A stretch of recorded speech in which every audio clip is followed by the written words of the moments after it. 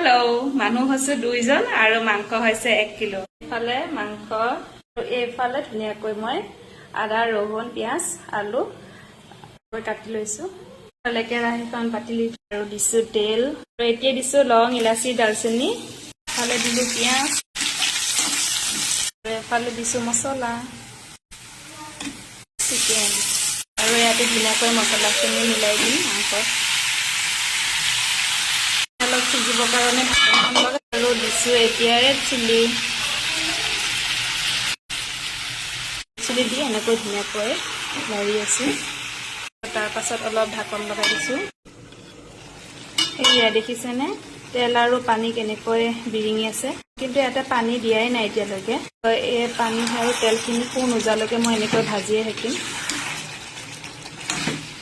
এয়া এতিয়া শুকাই গৈছে ইয়াতে দিম বিলাহী এটা আলু দিছো ধুনীয়াকৈ লৰাই দিম এয়া মোৰ মাংসৰে দি